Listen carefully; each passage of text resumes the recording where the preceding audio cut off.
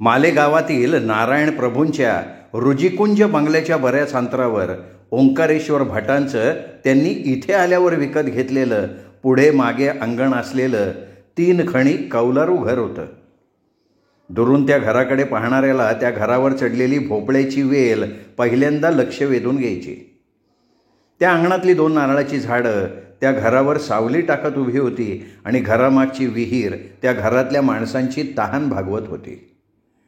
ओंकारेश्वर भट कोकणस्थ शुद्ध ब्राह्मण होते. कोकणातून काही वैयक्तिक कारणामुळे ते कोकण सोडून इथे मालेगावला आले तेव्हा त्याचा मुलगा शंभूनाथ अवघा 10 वर्षांचा होता. इतर ब्राह्मणांप्रमाणे ओंकारेश्वर भट गरीब होते. लक्ष्मी मंदिराच्या आणि प्रभूंच्या घरच्या पूजेवर त्यांचं तसं व्यवस्थित चालत होतं. ओंकारेश्वराजवळ काही नव्हतं, पण ते आणि त्यांचा मुलगा शंभूनाथ यांच्याकडे सहसा कुणाकडे न आढळणारा विलक्षण असा देखणेपणा होता. हे पितापुत्र अगदी देवलोकाप्रमाणे देखणे होते. ओंकारेश्वर 6 फुटापेक्षाही उंच असून त्यांची शरीरयष्टी अत्यंत पिळदार रेखीव होती. त्यांचा वर्ण शुद्ध ग्वाहाळी, गोरापान आणि त्यात ते त्यांचे निळे डोळे. ते निळे डोळे त्या गोऱ्यापान वर्णाला फार शोभून दिसायचे. त्यांचे ते मर्दानी लालबुंद रेखीव ओठ आणि सरळ धारदार नाक त्यांना विलक्षण देखणं बनवत होतं. ओंकारेश्वरांचं एकंदरीत स्वरूपच फार देखणं होतं. त्यात त्याची वाणी स्पष्ट, फार मधुर आणि खणखणीत होती. ते प्रत्येक संस्कृत श्लोकपठण अगदी शुद्ध आणि स्पष्टपणे उच्चार करून करत. ते म्हणायचे, एखाद्या अशुद्ध उच्चारानं त्या श्लोकाचा संपूर्ण अर्थच बदलून जातो आणि त्याचा वाईट परिणाम होऊ शकतो. ते कधी सणावारी देवळात रामचरित्र, कृष्णलीला, रामायण, महाभारताचे अध्याय वाचून त्याचा अर्थ जेव्हा आपल्या मधुर वाणीनं सहजगत्या गावकऱ्यांना सांगत त्यावेळी त्या मोत्यासारख्या स्वच्छ शब्दांनी ऐकणाऱ्याचं देहभान हरपत असे. त्यांच्या वाणीत एखादा अध्याय जागृत करून सांगायचं सामर्थ्य होतं. ओंकारेश्वर भट जितके देखणे होते तेवढाच त्यांचा स्वभावसुद्धा शांत, नम्र होता. इतर भटांसारखं कोणा यजमानासमोर 4 आण्याच्या दक्षिणेसाठी आपली शेंडी हलवत हाजी हाजी करणं त्यांना बिलकुल जमत नसे. कोणाच्या घरी काही धार्मिक विधी करणं जरुरीचं असेल तर ते करायला सांगत, नाही तर नाही. विनाकारण दक्षिणेच्या आशेनं ते गावकऱ्यांना लुबाडत नसत. तसे ओंकारेश्वर एक स्पष्ट बोलणारे मानी ब्राह्मण होते. त्यांच्या ह्या स्वभावामुळे प्रभूंच्या घरी त्यांना फार आदरानं वागवलं जाईल. कधी सणासुदीला त्यांच्या बंगल्यात केलेल्या खास शाकाहारी पंक्तीत त्यांना आणि शंभूला आवर्जून बोलवलं जात असे. त्यावेळी त्यांच्या पत्नीला देखील प्रभूंच्या घरातलं जेवणाचं मोठं ताट आणि लुगडं पाठवलं जाईल. त्यावेळी प्रभूची वत्सला फक्त 5 वर्षांची होती आणि कृष्णा 4 वर्षांची होती, तर शंभूनाथ 10 वर्षाचा होता. ओंकारेश्वराचा एकुलता एक मुलगा शंभूनाथ आपल्या वडिलांपेक्षा दिसायला काकणभर जास्त सरस होता. गोऱ्यापान, उंच आणि सरळ नाकाच्या देखणे शंभूनाथानं आपल्या आईचे सुंदर घारे डोळे घेतले होते. त्याची वाणी देखील आपल्या वडिलांसारखी स्पष्ट आणि शुद्ध होती. कधी आपल्या वडिलांबरोबर प्रभूंच्या देवघरात पूजेला आलेला शंभू जेव्हा वडिलांच्या सांगण्यावरनं आपल्या स्पष्ट आणि खणखणीत आवाजात श्लोकपठण करत असे त्यावेळी जणू कोणी पाणीदार मोती चावून त्याचे तुषार आजूबाजूला उडवले जात आहेत असा भास प्रभू मंडळींना व्हायचा. शंभूच्या या श्लोकपठणाच्या वेळी समईची थरथरणारी ज्योत देखील स्थिरपणे पेटत राही, इतकं सामर्थ्य होतं शंभूच्या वाणीमध्ये. शंभू आपल्या वडिलांसारखा सालस पण अत्यंत भिडस्त स्वभावाचा होता. प्रभूंच्या घरी तो कधीही कोणाशी बोलत नसे. कधी मंदाताईंनी त्याच्याजवळ आईची चौकशी केली की तो तेवढं बोलत असे. तो कधी गावात आपल्या वडिलांबरोबर गेला तरी कोणाशी विशेष बोलत नसे. त्याला वर्गातसुद्धा मित्र फार कमी होते. पण शंभूनाथ फार हुशार होता. त्याला अभ्यासाची आवड होती, पण अभ्यासापेक्षा देवधर्माकडे त्याचा जास्त ओढा होता. आपल्या वडिलांबरोबर तो देवळात मात्र फार रमायचा. तसा शंभू आपल्या घरी मात्र आपल्या आईवडिलांकडे फार मोकळा होत असे. कधी प्रभू जेवणाच्या टेबलावर बसलेले असताना मंदाताईला म्हणायचे, मंदे, मला वाटतं आमचे हे ओंकारेश्वर भट आणि त्यांचा मुलगा शंभूनाथ हे दोघे या भूलोकीचे नसून गंधर्व लोकीचे असावेत, कारण असा देखणेपणा फक्त देवलोकात आढळतो. आणि मंदाताई मान हलवत. त्यावेळी छोटी वत्सला आईला म्हणत असे, ताई, तो शंभू माझ्याशी बोलत नाही का खेळत नाही? तशा मंदाताई तिला हसत म्हणत, अगं तो मुलगा आहे, तो तुझ्या बाहुलीशी कसा खेळणार? तू आपली कृष्णाबरोबर खेळत जा.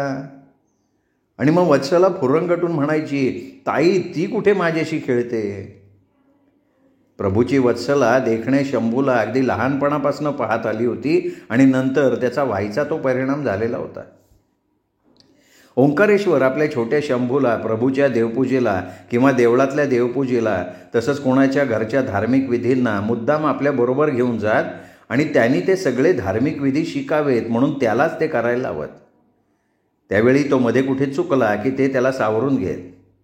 त्याचं श्लोकपठण कुठे अडखळलं की ते लगेच स्वतः म्हणायचे आणि तो नीट म्हणायला लागला की थांबायचे. ओंकारेश्वरांची पत्नी एकदा त्यांना म्हणाली की अहो, तो इतका लहान असताना त्याला काय हे सगळं करायला लावताय? तो मोठा झाला की आपोआप शिकेल ना. त्यावेळी शांतपणे ओंकारेश्वर भट आपल्या पत्नीला म्हणाले होते, अगं अमृता, माणसाची काळवेळ काही सांगता येत नाही.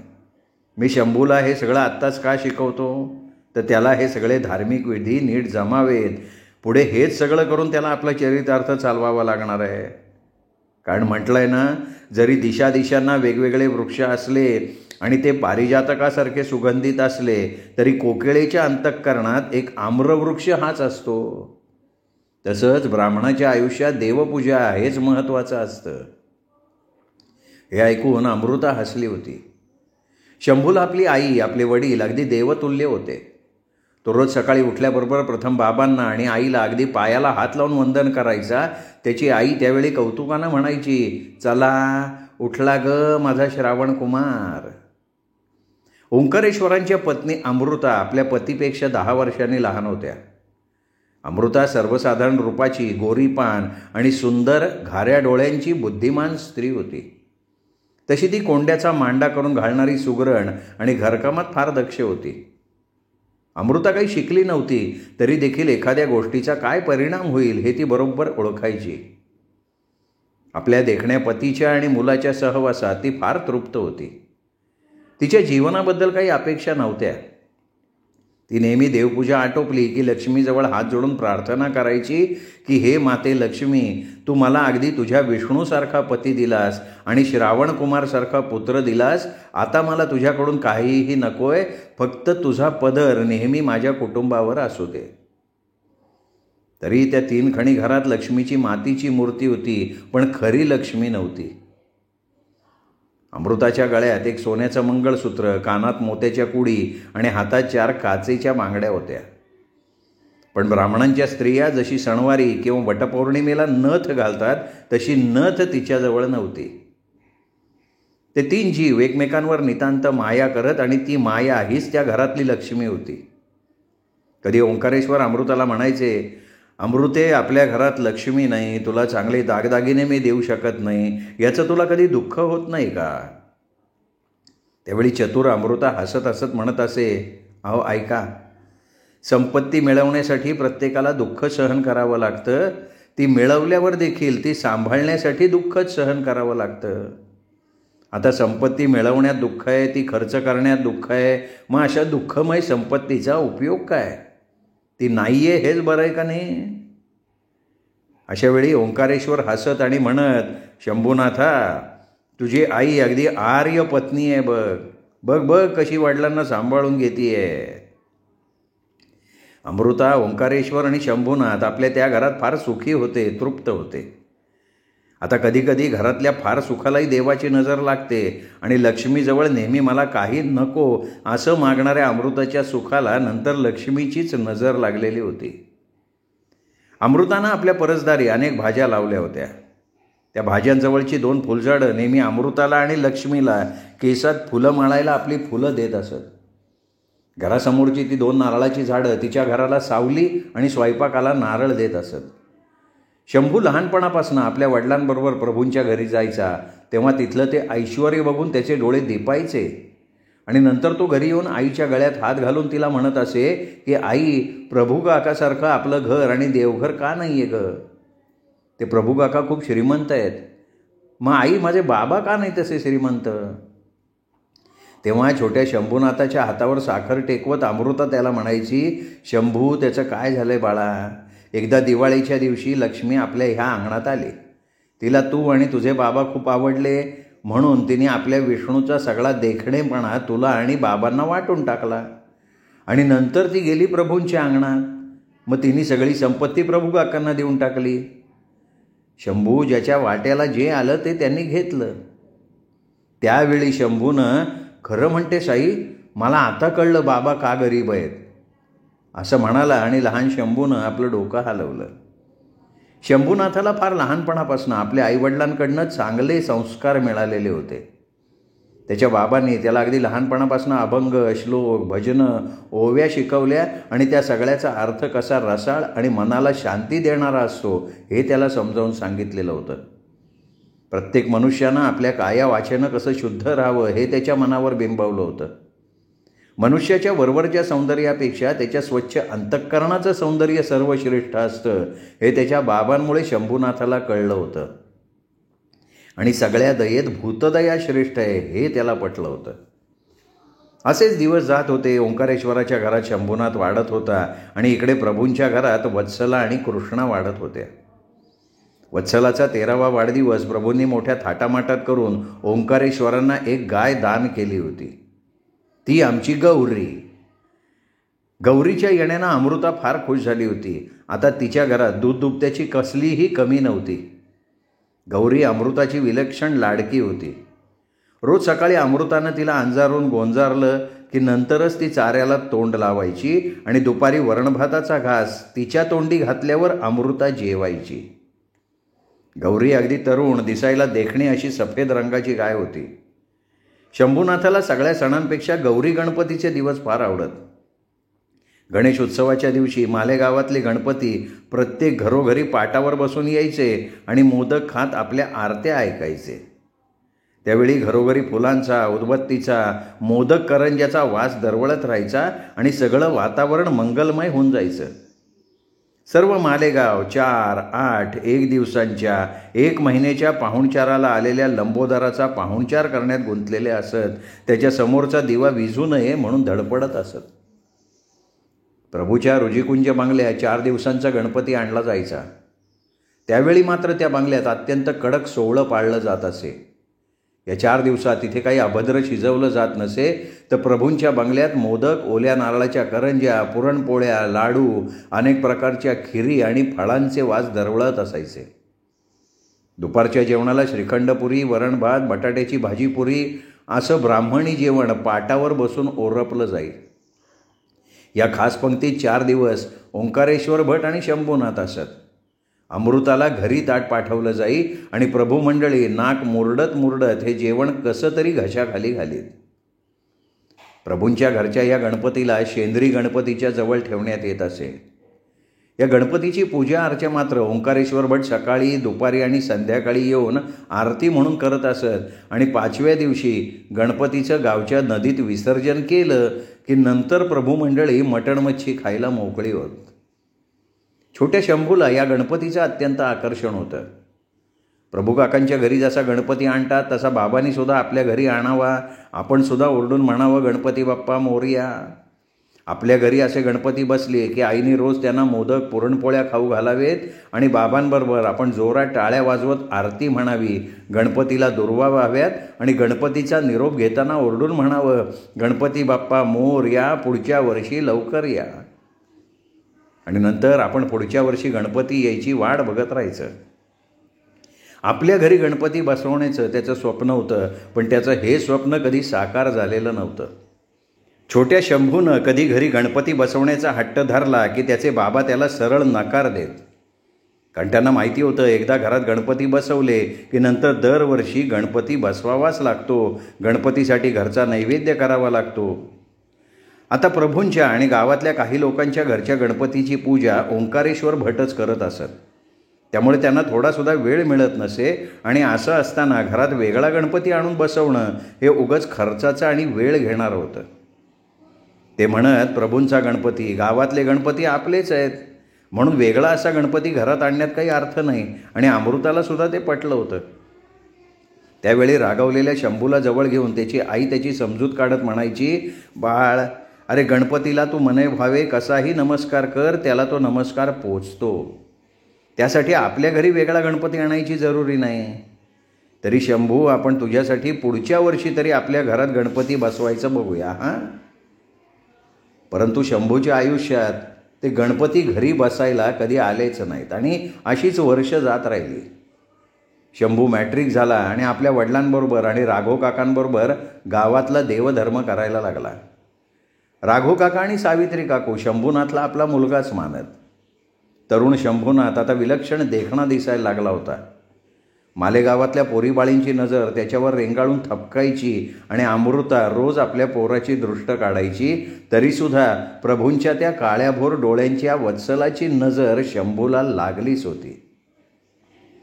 तसं पाहता मानवाच्या जीवनात काळ आणि वेळ या दोन गोष्टींना फार महत्त्व आहे. काळाचा ओघ मानवाचा जीवनप्रवाह कसा क्षणात बदलू शकतो हे एक अनाकलनीय गूढ आहे. अशाच या काळाच्या ओघानं अगदी अचानकपणे शंभू आणि अमृताचा सरळ चालणारा जीवनप्रवाह एकदम बदलला आणि तो भलत्याच ठिकाणी नेला आणि नंतर त्या प्रवाहाला आपल्या मूळ ठिकाणी परत येता आलेलंच नव्हतं. यावर्षी शंभूनाथानं गणपतींना मनोमन म्हटलं की गणपती बाप्पा, मी ह्यावर्षी बाबांना सांगून तुम्हाला आमच्या घरी नक्की आणणार आहे. आणि हे त्याचं मागणं जेव्हा त्यांनी आपल्या आईला सांगितलं तेव्हा अमृता थोडी रागवून त्याला म्हणाली की अरे शंभू, तू विचार करून काही बोलत जा. यावर्षी घरावरची कौलं काढून नवीन कौलं घालायची आहेत, त्याला खर्च फार येतो. झालंच तर तुझे बाबा सांगत होते घराला थोडा रंग काढूया आणि तू गणपती आणायचं बोलून बसलास. तर शंभू, यावर्षी घराचं काम करू आणि पुढच्या वर्षी नक्की आपण गणपती आणू. आणि शंभू नेहमीप्रमाणे गप्प बसलेला होता. परंतु नेहमी गणपती बसवण्यासाठी टाळाटाळ करणाऱ्या ओंकारेश्वर आणि अमृतावर गणपती रागावला होता आणि त्यांनी भयंकर शिक्षा केली होती. गणपतीनं आपल्या आईवडिलांना केलेली शिक्षा शंभूला जाणवली होती आणि नंतर त्यांनी आयुष्यभर गणपतीशी वैर धरून त्यांची कधीही पूजा अर्चा केली नव्हती. यावर्षी ओंकारेश्वराच्या घरी गणपती न बसता त्या घरावर नवीन कौलं चढली होती. घर हिरव्या रंगानं रंगून बसलं होतं. त्यावेळी ओंकारेश्वर आपल्या शंभूचा रुसवा लक्षात घेऊन म्हणाले की बाळ, आता पुढच्या वर्षी नक्की आपण गणपती घरात बसवूया. पण हे बघ शंभू, त्याची पूजा अर्चा सगळं तुला पाहावं लागेल. आणि अमृते, तुला माहिती आहे ना, गणपती पुढचा दिवा कधी विजला जाऊ नये. तसा अमृता हसत म्हणाली, अहो मला शंभूला सगळं माहिती आहे, तुम्ही अगोदर गणपती तरी घरात बसवा. आणि शंभूनाथ खुश झालेला होता. उशिरा का होईना त्याचं स्वप्न साकार होणार होतं. प्रभूंचा गणपती येऊन चांदीच्या देव्हाऱ्यात बसला आणि त्याच रात्री इथे अमृताला एक वाईट स्वप्न पडलं. ते म्हणजे ती विहिरीवरनं पाणी काढत असताना एकदम तिचं मंगळसूत्र तुटलं आणि सरळ विहिरीत पडलं. अमृता, अहो माझं मंगळसूत्र म्हणून धसकून उठली तेव्हा ती संपूर्ण घामानं चिंब भिजली होती. तिने पाहिलं शंभू आणि तिचा नवरा गाढ झोपलेले होते. अमृतानं नंतर उठून थंड पाण्यानं तोंड धुतलं आणि पदरानं तोंड पुसून तिने लक्ष्मीजवळची समई पेटवली आणि आपला पदर पसरून तिने आपल्या नवऱ्यावर काही संकट असेल तर ते दूर करावं म्हणून अगदी डोळ्यात पाणी आणून मागितलं. पण बिचाऱ्या अमृताला कळलंच नाही की तिला लक्ष्मीची दृष्ट लागली आहे. आणि स्वतःची दृष्ट लावलेली लक्ष्मी तिला काय मदत करणार होती कपाळ. त्या रात्री शंभूचा संकोच न धरता अमृता आपल्या नवऱ्याच्या अगदी कुशीत शिरून गाढ झोपली होती. मालेगावात गणपती आले आणि गावचा पाहुणचार खाऊन थंड नदीत उतरून तळाशी झोपी गेले होते. प्रभूंचा गणपती देखील प्रभूंच्या घरचं गोडधोड खाऊन नदीत विसावला होता. आज गणपती विसर्जनाचा शेवटचा दिवस होता. लक्ष्मी मंदिराच्या नदीकाठी ही गावकऱ्यांची जत्रा भरली होती. घराघरातले गणपती ढोल, ताशे, वाजंत्री आणि फटाक्यांच्या आणि आरतीच्या जयघोषात आपापल्या पाटावर बसून नदीकाठी पोहोचल्यावर आपापल्या घरातल्या मंडळींना पुढच्या वर्षी परत येण्याचं आश्वासन देऊन निरोप घेत होते. ओंकारेश्वर आणि शंभूनाथ देखील हे शेवटचं गणपती विसर्जन पाहायला त्या नदीकाठी आलेले होते. शंभू तेव्हा होता 19 वर्षाचा, पण दिसायचा 24-25च्या तरुणासारखा. ओंकारेश्वर आणि शंभूनाथ बराच वेळ निरनिराळ्या गणपतींचं विसर्जन पाहत उभे होते. त्यावेळी तो नदी किनारा गॅसबत्तीनं अगदी उजळून निघाला होता. फारच वेळ झाला तसे ओंकारेश्वर शंभूला म्हणाले, शंभू आता आपल्याला निघायला हवं, खूप उशीर झालाय, तुझी आई वाट बघत असेल. आणि दोघे बापलेक बोलत बोलत घराकडे निघाले. त्यावेळी ओंकारेश्वरांना माहीतसुद्धा नव्हतं की आता आपलं आयुष्य काही क्षणांपुरतं उरलंय. ओंकारेश्वराच्या घराकडे जाणारी ती जवळची पाऊलवाट जरा आडरानातनं जात होती. त्या पाऊलवाटेच्या आजूबाजूला गवत भरलं होतं, झाडी वाढली होती. ते दोघं बापलेक बोलत घराकडे जाताना शंभू बाबांना म्हणाला, बाबा हे सुंदर गणपती पहा, 1 दिवस 4-8 दिवसाचं आयुष्य घेऊन येतात आणि आता त्या नदीच्या तळाशी जाऊन बसतात. मला कधी तो विचार केल्यावर मृत्यूची फार भीती वाटते. ओंकारेश्वर गंभीरपणे शंभूला म्हणाले, शंभू कोणीतरी म्हटलंय की मृत्यू ही जीवनातली एक सुंदर घटना असते. अरे त्या घटनेनं जीवनाची परिपूर्ती होते. जसं एखाद्या झाडावरचं फळ हे झाडाचं साफल्य असतं ना, तसं माणसाचा मृत्यू ही त्याच्या जीवनाचं साफल्य असतं. म्हणून शंभू मृत्यूला कधी घाबरू नये. अरे मनुष्य जेव्हा जन्मतो तेव्हा त्याच्या मृत्यूचा सुद्धा जन्म होतो आणि ते जाणून मूल आपल्या पहिल्या श्वासाबरोबर आपल्या मृत्यूसाठी रडत असतं. ते दोघं असं बोलत बोलत एका वळणावर आले आणि ओंकारेश्वरांना वाटलं आपल्या पायाच्या अंगठ्याला काही चावलंय. तसे ते शंभूला म्हणाले, शंभू माझ्या अंगठ्याला काहीतरी डसलं रे. शंभू म्हणाला, पाहू बाबा. पण तिथल्या अंधारामुळे काही दिसत नव्हतं. ओंकारेश्वर म्हणाले, जाऊ दे, चल घरी गेल्यावर पाहू, पण माझा पाय जरा जड झाल्यासारखा वाटतोय. असं बोलता बोलता ते जरा पुढे गेले, एकदम खालीच पडले. त्या छोट्याशा नागानं देखण्या ओंकारेश्वराचा घात केलेला होता.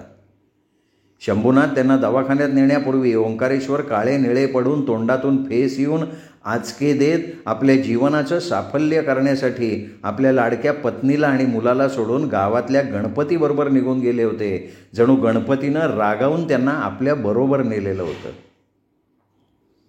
अमृताच्या अंगणात ओंकारेश्वरांना ठेवलं गेलं तर तिला कळेना की हे असं काय झालंय. तिने तर पाठ ताट मांडून त्यांच्या जेवणाची तयारी केली होती आणि हे असे अंगणात झोपून राहिलेले. तिचा शंभूही तिथे बसून रडत होता. अमृता घरातून तीरासारखी ओंकारेश्वराजवळ गेली, त्यांना हलवलं, जोरात म्हणाली, अहो उठा उठा की तुमचं जेवण थंड होऊन निवतंय, लवकर उठा. तुम्ही मला असं एकटं सोडून कुठे एकटे निघालात. आणि अमृता एकदम रडत म्हणाली, हे बघा माझं मंगळसूत्र माझ्या गळ्यात आहे, तुम्ही कुठे निघालात. राघोभटाच्या पत्नीनं सावित्री काकूंनी रडत येऊन अमृताला घट्ट धरून तिला आत आणलं तरी अमृता वेड्यासारखी बडबडत होती. ज्यावेळी ओंकारेश्वरांची तिरडी अंगणात ठेवली गेली त्यावेळी शंभू आणि अमृताचा आकांत गगनाला भिडणारा होता. मालेगावचे सगळे गावकरी त्यावेळी शंभूच्या अंगणात जमलेले होते. राघोभट उपरण्यानं डोळे पुसत शंभूजवळ उभे होते आणि नारायण प्रभू अरे अरे अरे चांगला भट गेला म्हणून बाजूला उभे होते. गावातल्या अनेक ब्राह्मण बायका अमृताजवळ होत्या आणि अचानक त्या सर्व गावकऱ्यांसमोर केस मोकळे सोडलेली मळवट भरलेली अमृता आली आणि राघोभटांना म्हणाली, भाऊजी मी ह्यांच्याशिवाय एक क्षणभरही जगू शकणार नाही. ब्राह्मण पत्नीचा धर्म आहे पतीबरोबर सती जाणं आणि मी ह्यांच्याबरोबर सती जाणार आहे, तेव्हा तुम्ही तयारीला लागा. हे ऐकून राघोभट थरथरले. त्याने रडणाऱ्या शंभूनाथाकडे बघितलं आणि म्हणाले, वहिनी सती जाणं हा आर्य पत्नीचा धर्म आहे हे मी मान्य करतो, पण त्या सती धर्मापेक्षा मातृधर्म केव्हाही श्रेष्ठ आहे. तुमच्या मुलाला तुमची गरज आहे. जर पित्याबरोबर त्याची मातृछायासुद्धा गेली तर तो अनाथ होईल वहिनी. आणि कुठल्याही आईवडिलांना आपल्या मुलाला पोरकं करायचा अधिकार नाहीच आहे. तसे शंभूकडे वळूनसुद्धा न बघता अमृता म्हणाली, हे बघा भाऊजी मला काही माहिती नाही, यांच्याबरोबर माझे सगळे धर्म नष्ट झालेत.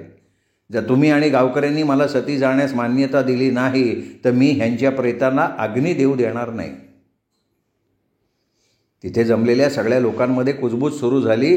तसे नारायण प्रभू आपण या झंझटीत पडायलाच नको म्हणून हळूच आपल्या घराकडे निघून गेले होते. तिथे रडणारा शंभू तीरासारखा आपल्या आईकडे आला. तिचे पाय धरून म्हणाला, आई मला बाबा सोडून गेलेत आणि आता तूही मला सोडून जायला बघतीयस. तो एकदम उठला आणि म्हणाला, आई तुला बाबांबरोबर सती जायचं आहे ना, तर तू मला सुद्धा तुझ्याबरोबर घेऊन चल, मला सुद्धा आता जागायचं नाही. आणि शंभूनं एकदम अमृताच्या डोक्यावर हात ठेवला आणि म्हणाला, आई, मी बाबांची शपथ घेऊन सांगतो, तू जर सती गेलीस तर त्याच दिवशी मी आत्महत्या करून तुझ्याबरोबर येईन.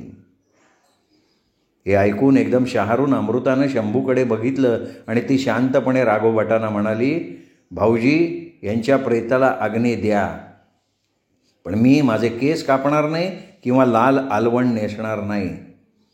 फक्त मी जनरीतीप्रमाणे माझं मंगळसूत्र काढून ठेवीन, पण मी सुहासिनी आहे आणि नेहमी सुहासिनीसारखीच मी राहीन. मला बोडकी होऊन लाल आलवण नेसून ह्याच्यापासून दूर व्हायचं नाही. त्यावर राघोबट म्हणाले, ठीक आहे वहिनी, जशी तुझी इच्छा.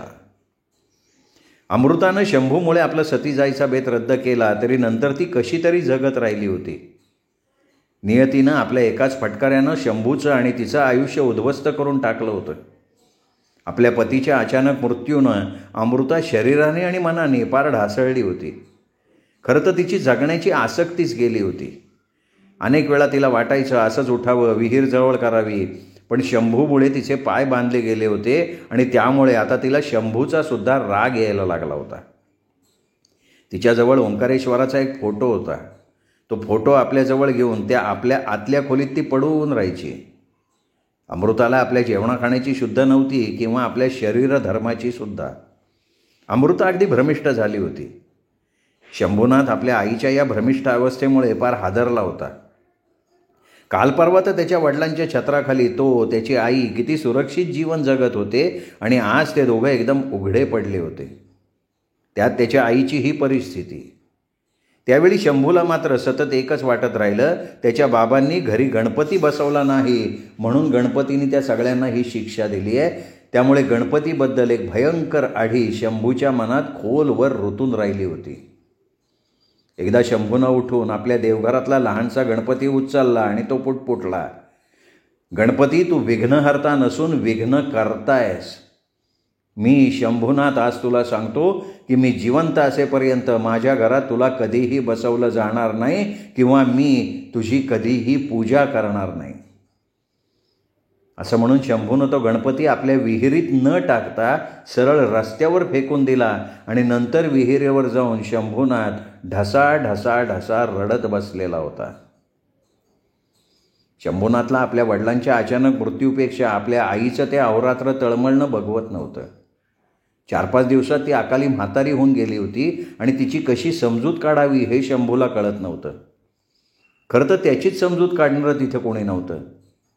एकदा राघोबट शंभूच्या घरी येऊन त्यांनी अमृताची स्थिती बघितली आणि ते शंभूला म्हणाले, शंभूनाथ, प्रभूंचा तुला निरोप आहे, त्यांचे देवधर्म आता तू पहावेस. शंभू म्हणाला, काका, अहो बाबा असताना ते सगळं ठीक होतं, पण आता मला एकट्याला ते जमेल का? हे ऐकून राघोबट शांतपणे म्हणाले, शंभू, तुला हे का जमणार नाही? अरे तू पूर्वी अनेकदा प्रभूंच्या देवघरात पूजा केली आहेस, तशी आता सुद्धा कर. बघ, त्या एका देवपूजेवर तुझं आणि वहिनीचं चालू शकतं. तसं तू देवळात सुद्धा येत जा आणि तुला हे सगळं वहिनीसाठी करायलाच लागेल. शंभू शांतपणे म्हणाला, पण माझं एक सांगणं तुम्ही प्रभू काकांना सांगा. म्हणावं, मी उद्यापासून त्यांचे सगळे देवधर्म हातात घेतो. फक्त त्यांच्याकडे गणपती बसले की 4 दिवस त्यांच्या गणपतीचं विसर्जन होईपर्यंत मी काही तिथे जाणार नाही. काका, त्यावेळी तुम्हाला तिथलं सगळं पाहावं लागेल. आणि ओंकारेश्वर गणपती विसर्जनाच्या दिवशी गेले हे लक्षात घेऊन राघोबटांनी शंभूला बरं म्हटलेलं होतं. श्रोते हो, हा होता आयडा बॅरेटो लिखित सोनसळी या कादंबरीचा भाग. पुढचा भाग ऐकण्यासाठी उद्या भेटूयात दीपक रेगे कथाकथन चॅनलवर. तोपर्यंत नमस्कार श्रोते हो.